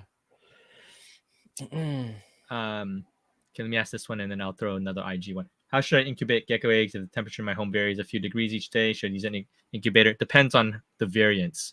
Like, what is the temperature? I don't think a little bit of variance is bad. Yeah. No. Like, even from 70 to... My room moves a few degrees that I incubate in. Yeah. I think LAC, the Gilpins, I say the variance is helpful because it kind of mimics the natural environment that they're going to come out in. Yeah, because nighttime it gets cooler, and then daytime. Do you put your eggs in an incubator, Brian? Nope. Just in the room, or in a room? Yeah. Are they in the same room you're in right now? Yeah. Okay. But they're on the lower of the ground, so it's cooler. Okay. Yeah, because if you temp that lower, the floor, it's like around 71, 72. Yeah, and that's as you good. get higher, it gets warmer. Yeah, my incubation room is 72. Yeah. Roughly. Did the missing gecko ever get found? I don't think it did, Emma. Yours, yeah. Harry? No. Oh, at Flora. Yeah. Florana. Somebody's a couple geckos. Not yet. Not will. yet. At a wedding. This weekend's wedding. At a wedding. Imagine that you're having your first Somebody's dance and a gecko falls on you. Oh, that'd be so bad. You're dancing to Ed Sheeran and a gecko falls on your face.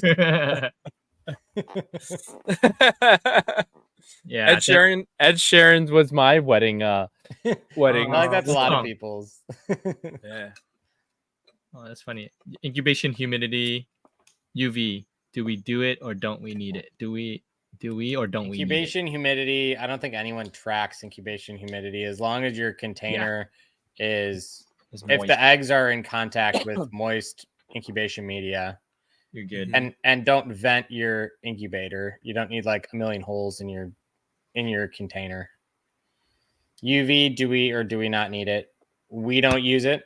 Some people do. Some people do. Some people don't. So I heard we don't see benefit in it. Though. For Yuri's, people say that there's benefit for the adults. That's what I hear. But crested geckos, no, we don't UVRs. Yeah. What's crazy confetti cresties? Is that the Dalmatians? I don't know. I'm not sure. Crusties. That's probably my misspelling. Crusties. Crusties. What's the question on that? Just crazy I don't know. confetti. Just talk about the confettis. Tiki's asked a great question. Oh, he's on here. Yeah. Oh. Hey. What? David, how do I successfully produce a gargoyle and crescent hybrid? You put a gargoyle and a crested together. And then you get 2 crystals and you put them in the cage with the guards. One male appendage and one female appendage. And you're good to go, man. You're good to go. Oh my goodness. Reach out to Nature Nut. She apparently produced gargoyle crested hybrid. I asked her about that actually. Yeah, what'd you say? She hasn't redone it, but she has produced successfully back in then. That's really interesting. Clutchified Vicente, what's up, dude? What's up? What's up? Oh, here's Jake. He said he lives in Ohio, varies every day from 74 to 80. That's pretty hot. Do you think incubator would be better to keep a better consistency lower temp? Yeah, I think 80 is pretty hot. Yeah, I mean, you probably wouldn't buy an incubator. You'd buy a wine cooler. Yeah. Or also temp gun the floor. Maybe it's cooler just put it in the floor. Yeah. Or cheaper than buying an incubator. Put a window unit in that room, and bring make sure the temp doesn't set the temp to 75, so the room doesn't at least go above that. There's gonna be a little tiki's, man. Congratulations, David. Yeah. Hey, David. He's got a baby with Daniela. Well, welcome to the world of no sleep. Oh. Yeah. Good luck. Yeah. Let's see, a couple more. Let me see. Yeah. How's the game going? How's the game going, Brian? Is it halftime? It's fourth quarter, 4 minutes left. Knicks are down by 1. Oh man, it's a close one. I'll give you guys an update on something. So my crickets have been out for delivery since 9 a.m. this morning. Yeah. On a truck, and they just never came. What? Like they were on the truck, like in my area since this morning, is what the FedEx said, and they just never showed up. So are they coming Monday? All dead? You know. Your GAN's order? They don't ship on. They don't deliver. FedEx delivers on Saturdays. No. I don't. They might, but only if you like ship it for Saturday. I don't know. They might ship. It'll show up tomorrow. They'll probably be like, nobody wants to have this box of crickets in their truck. Get rid of it. Go deliver it. Yeah. It's so funny how FedEx like hates having crickets in their truck. A lot of time they'll deliver that box first so that they don't have to drive around with chirping crickets the entire day. Yeah. Yeah. That's funny. What to expect when vending your first show? We talked about this before. Setting up, licensing tips and tricks, etc. Brian, you find pretty good success with kind of your vending setups and stuff, right? You have any tips for newer people? Oh man, I wish I need help. So I was actually talking to somebody today about this, and they were like, "Hey, is it better to cup in the morning before a show, or should you cup the night before?" I think cupping the night before is probably better because, really? Yeah, you know why? Because you're about to stand for like 8 hours. You know, yeah. So and how many geckos are you gonna bring? If you're bringing more than like 40, 50, you're not gonna be cupping them in the morning of the show. Yeah, it's easier to go to the show and just change the paper towels and the liner in the while you're there, you know. Yeah. I think it's talking to people is probably your best thing to sell. You know, you want to engage with everybody, don't be shy, kind of like don't be pushy either, you know, at the same time. Don't be yourself if you're pushy or shy. Yeah. Just like talk to them like, hey, what's up? You know, and then you got any questions, let me know. And then if you see somebody picking up like the same gecko like 20 times, like, hey, give them a discount, you know? Sell it to them. Yeah, just like, well, you got to figure out like what's going through their mind, like what's gonna put them over the edge to buy that animal. You're like, is it gonna be $20? Is it gonna be $50? And then a lot of the times, like I'll be like, all right, they pick up like a $400 animal. I'm like, you know what? In my mind, like I already have a set number, and I'll be like, all right, you give me $380. You want that for if you want that, it's $380. No pressure. You don't have to take it. Just giving you an offer if it's just gonna make you decide that or not. And then they'll be like, no, it's like a 50-50 shot. So they just want a deal. They're like, oh wow, okay, everybody wants a little deal. Yeah. You guys use liners or paper towels? I use paper towel, but I use liner. Use liner, okay. I have used both, but the struggle with paper towels is that they keep climbing under it or in it or something. They can do that with liners too, though. Yeah, they do it with liner too, except when they're if the liner's wet enough, they won't do it because it's kind of like the liner will stick to the bottom of the deli cup. Mm-hmm. and plus AJ uses you guys use square cups, so there's no liners for that. So they actually make them now. Yeah. They make. Oh, them do now. they? Oh, nice. Yeah. White or black? Nick says have a tablecloth. Yes. Bare minimum have tablecloth. Signs, lights. When people show up with no lights, that is crazy. You have to. I'm ordering those lights now. You like them? Like you have? Yeah. The only thing is the heat coming from them keeps fogging up my stuff. That's why I just pull some bulbs out. Yeah. If you pull like 30-40%. Scott says your square delis suck. No, square delis rule. People just don't know how to open them without breaking them. That's funny. Noobs to the square deli game think they suck. Oh yeah, so interact. Mike sees me at shows all the time, and okay. I think he's from New York. Yeah, he's in Massachusetts, but he comes down to the White Plains show, and he knows. Like I'll sit there and talk to everybody, and when he first came over to me, he's like, "Hey, I'm Mike." I'm like, "Oh man," and I just talked to him, and now we're like best buddies. Yeah, Mike's cool. Awesome. Yeah, I got to meet him at the show. Yeah, he's Mike's a great guy. Yeah. On the liner paper towel debate, do most geckos look better on black or white? I've been asked this before too. Most look better on white. I prefer white. I know. Brian, you use black, right? I use black. I like. I think like orange pops better on black, and like tricolor stuff pops better on black. So this is why I use black. So I have a theme, because I'm in law enforcement. So my middle has the blue foam liners, and then the black is that rounded. So it's like the thin blue line thing that I go for. That's cool. But I guess like the white, I don't know, the black kind of doesn't make the white look better. The white looks better on white. Yeah. White looks better on white. I might, you know what? I'm going to do an order of whites for my next set of deli cup liners, and I'll give it a try and see how that goes. I have black tablecloth, white paper towel or a liner. Yeah.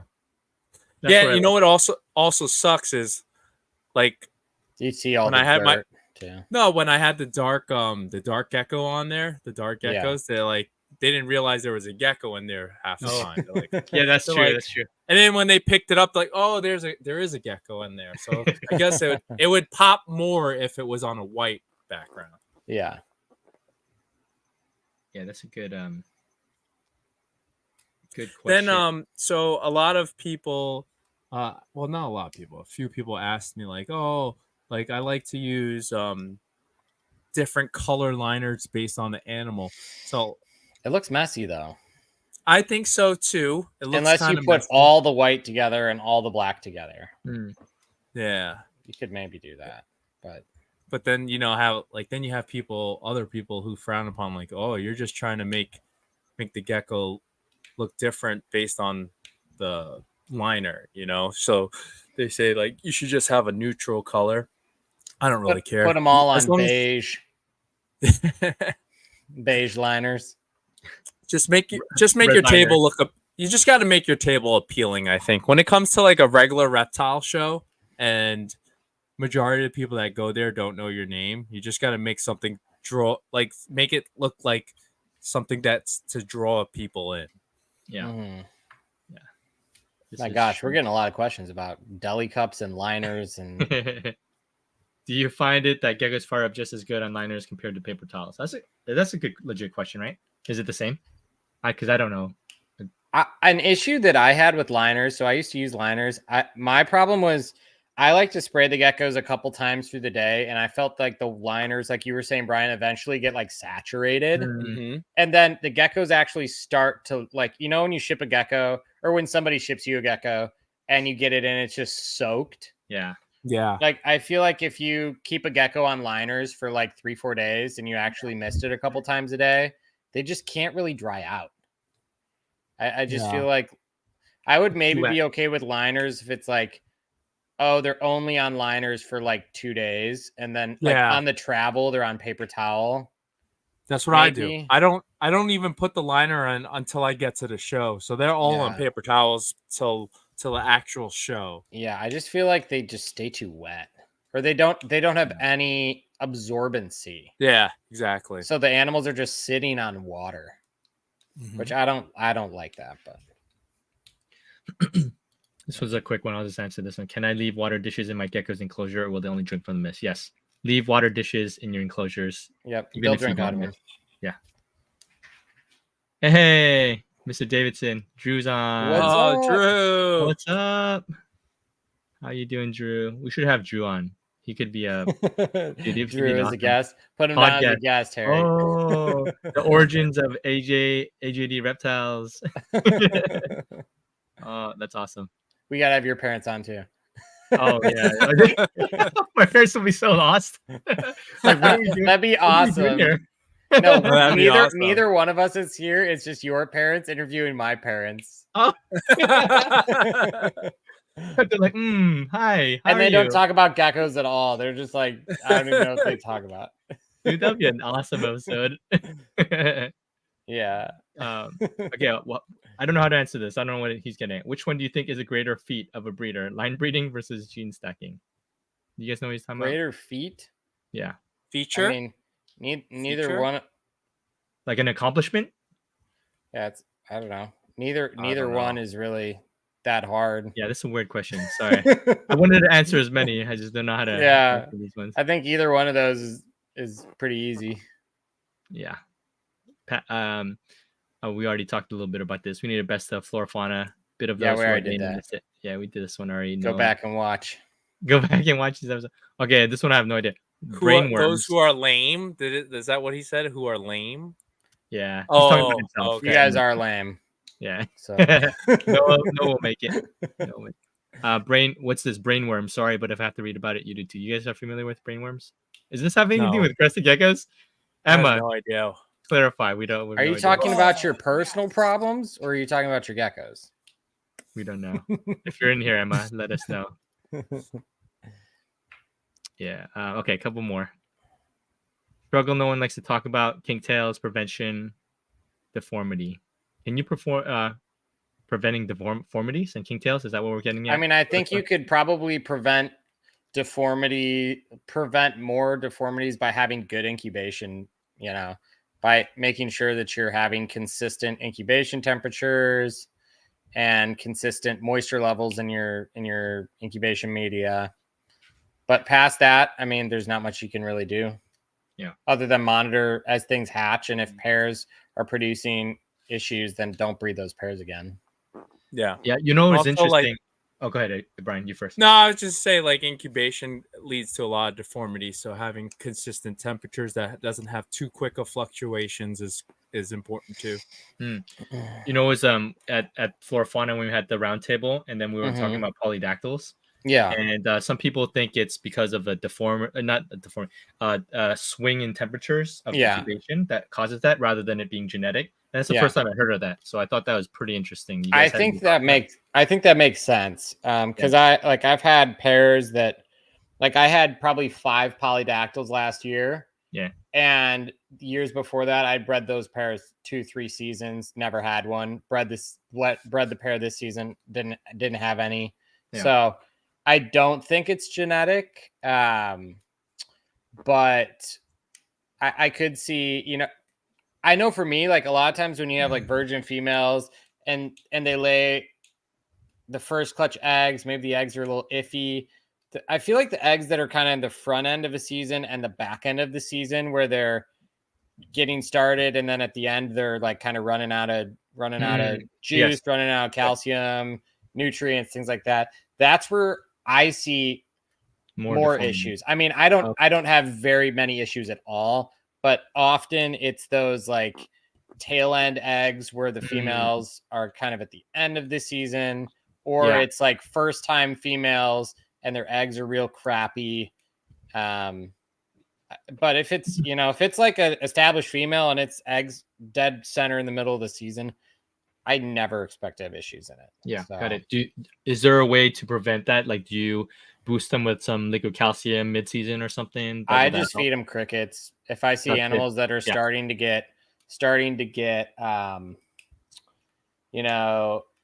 wavy tails, or they're starting to look kind of spent, I'll just make sure that I'm offering them dusted insects in addition to their diet. I don't do any liquid calcium. I know other people do, but I don't. Yeah, I think Brian does, right? You kind of give them a booster at the beginning of the season. Okay. Usually I give it during like the beginning of egg productions, and then I'll give it throughout the whole season, and then usually I'll take them off. Usually in midsummer time, I'll stop giving them a little boost, but I don't really give them a lot of liquid calcium. It's just you put it in their bowl, or do you put it on their nose? No, I do treat all the food. Oh, you just put it into your mix. Yeah, I mix it into Pangea. So I put a little bit of extra calcium dust into my mix. So can you correct tail kinks? Kinks? Probably no. Waves, often wavy tails are due to dehydration. So that can be adjusted. They just lost. No. Nick's lost. What's the score? 111 to 106, but it was literally down to the last second. Yeah. So you can fix waves because that's a calcium issue, but kinks is like a hydration. So I mean, depends on how long their kinks like the waves are, because I have one animal that some they don't come out of them. They don't come back. Yeah. But a lot of animals are not bothered by it or are not hindered by it. Yeah, I've been debating on pinching the tail, but I haven't done it it's been like a year and a half. I was like, oh, it's all wavy. It'll just look like crap when I take a photo of it, if I were to like. Well, when I think about that, like when I've had some animals that have, gotten a nip or whatever, I think about like when people pull the tails just for like the aesthetic purpose, or not even the aesthetic, not being thought of negatively for that tail. I still think like that's like fat storage, and that's, I don't know. I just can't. I don't like to pull tails just for aesthetic reasons.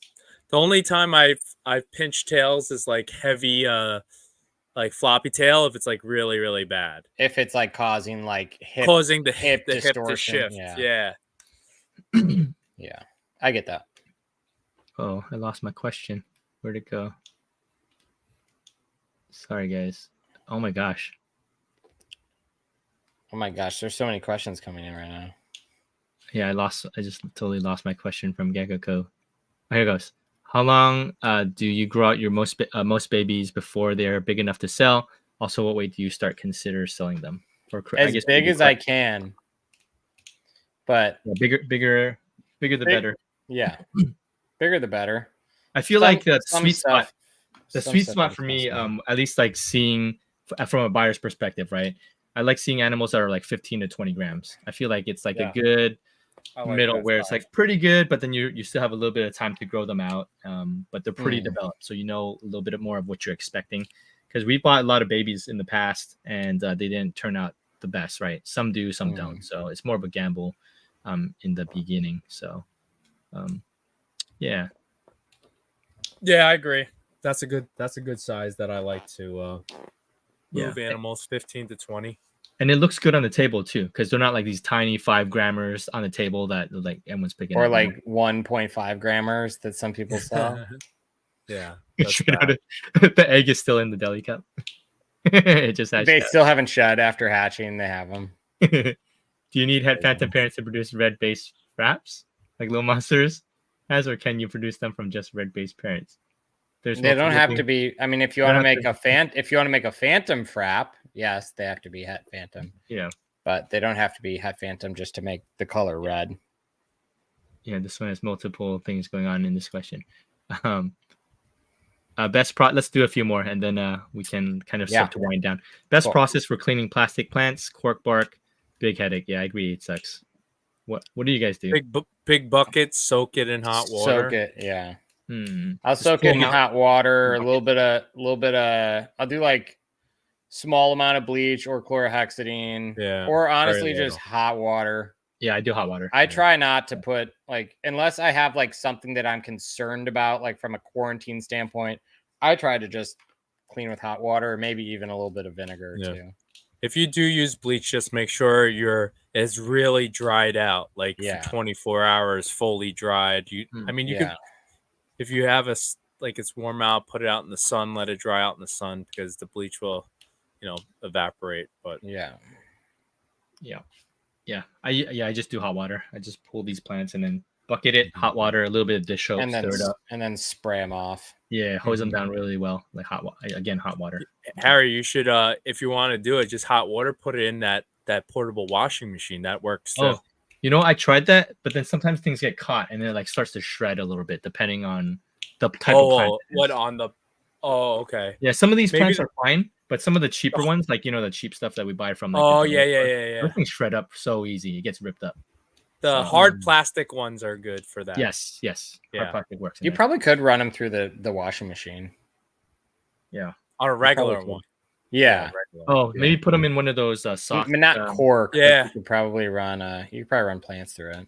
In a delicates bag. Yeah. Is liquid calcium in the food better than calcium powder in the food? We talked about that. It's we mix it into the thing. I do sometimes give it individually to liquid animals. Absorbs better than powder.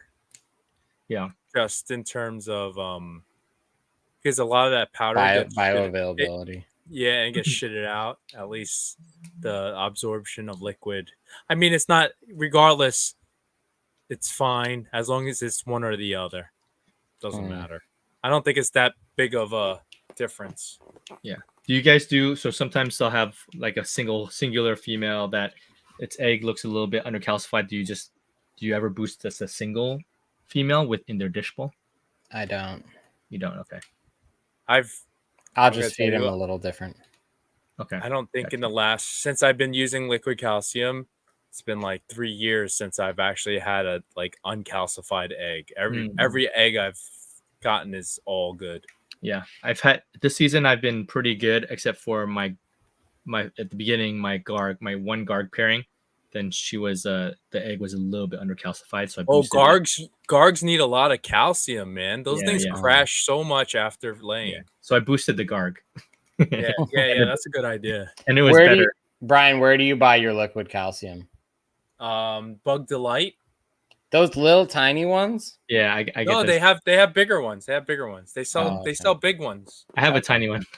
I get mine from Percopia. You could get like a 12 ounce. Okay. Direct from their site.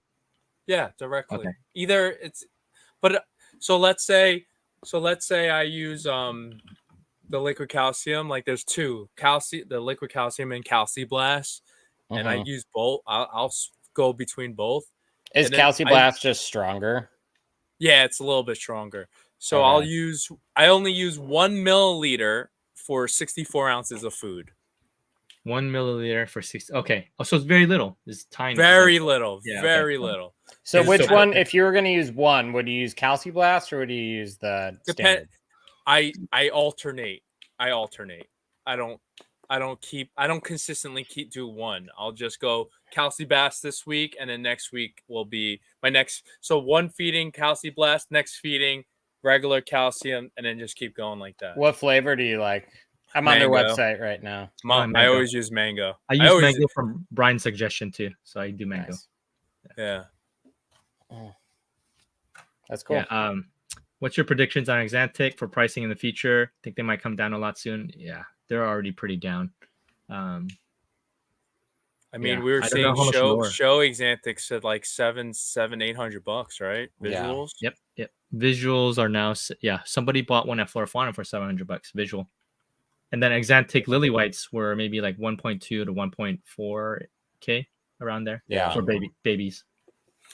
I was very close. I was tempted, man. I was gonna buy Exantic at the show. We're gonna buy a dark one. Brian Butler's? Yeah, I was gonna buy one of Butler's, but then I was like, man, if I drop 2K right now on a male and it doesn't do anything, I'm gonna be pissed off. Understandable. Yeah, so I was like, fuck it. Yeah. Yep. We've had a lot of things not pan out, right? At least, you know.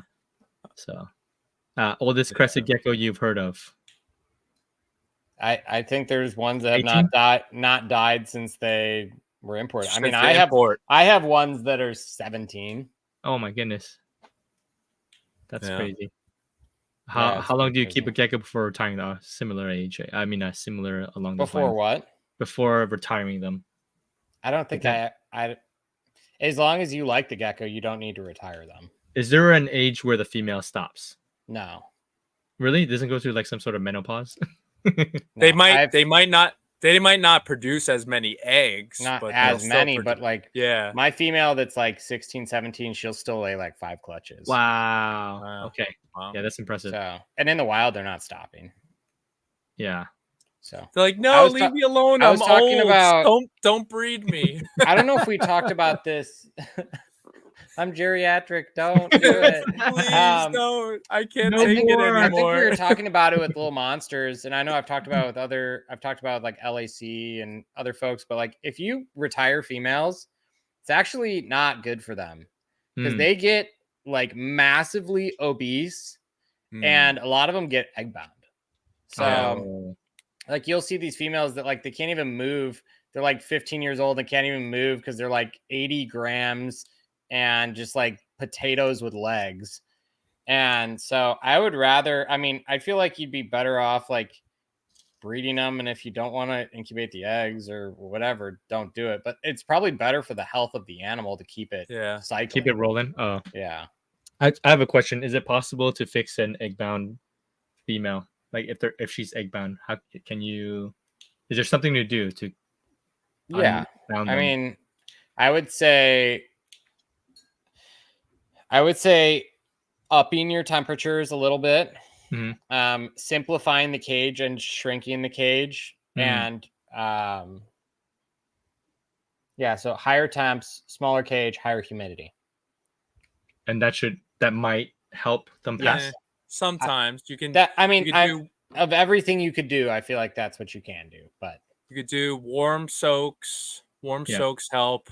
You can help try to push the egg, massage it to push it down.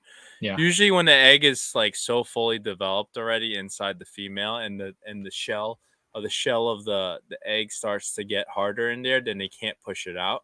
So it gets to a point where if it can't be pushed out, then it has to be either the female has to absorb the inside of the egg and then she lays out the shell of it, which will become out shriveled, or then the last resort would be surgery. But you'll start to see, because when a female gets egg bound, you know, that if they can't do it, then you'll start like the bot, it creates toxins in the body, and you'll start seeing the decline of the female. The minute that you start seeing a slight decline, you're gonna have to go to like emergency room and get that decline in terms of like eating response and it's eating response, moving. Yep, exactly. Okay, got it. And then like you have to like I'm talking about like first signs of it, because if you start seeing it like really like that, then it's already she's gonna pass. Got it. Like Gotcha. Okay, couple more and then we'll land it. Cool. What is a preferred phone picture or camera pictures for sales? Camera. It's more troublesome, but the camera looks much better. Yeah. Like one of these, like a camera, take pictures. I gotta do that. I'm so lazy. It's troublesome, but okay, cool. I think you guys have anything else to add before you? I think we talked about a lot of stuff. We were worried at the beginning, like, man, what are we talk about? Yeah, we went 2 hours. No lack of things to talk about ever. We can always chat. Lots of things to chat about always. Yeah. Any final closing remarks, points for the week that you guys want to share? Whether it's your businesses or things going on. I'm vending Nassau Reptile Expo May 18th. That's Saturday. Nice. So not this weekend. Next weekend I'll be vending there. It's a small show. It's like One day? 25. Yeah, one day. It's just Saturday. It's like 25 minutes away from the city. So Nice. pretty easy to access if you're in the tri-state area. You know, come by. I think T. Leesy's going to be vending. Tara Leezy. Crusties. Yes. We legit vend every show together.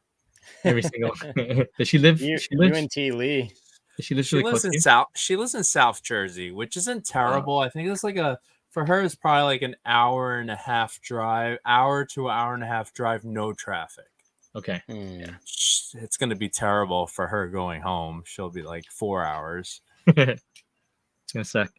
We are vending. We're not vending June Pomona, but AJ and I will be Anaheim in July 25th to 27th or something. And then we'll be at January Pomona. January Pomona next year. So I'm gonna look at flights for 25th July. Yeah, man. Yeah, dude, you should come. That'd be awesome. It'll be wild, dude.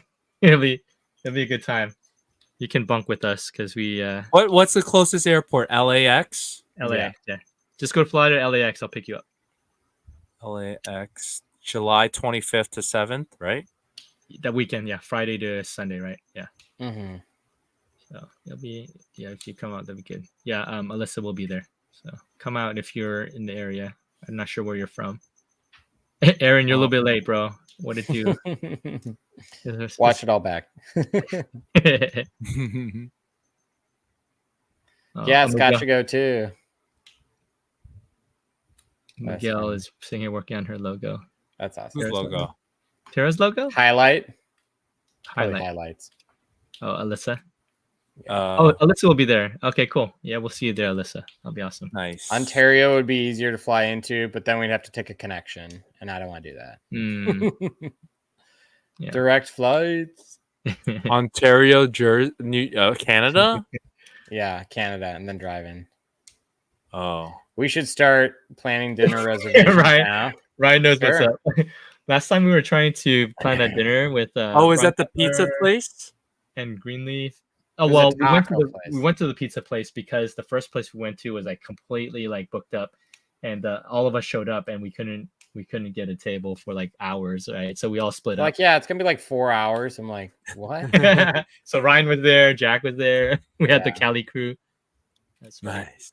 Yeah, so we'll be taking care of Ryan. He'll be okay. We'll plan ahead. Cool. Anything else, AJ, going on with you? Anything you should? No auctions this week? Auction Thursday next week. My website's almost done. I'm gonna put that live shortly. Nice. And I hope to do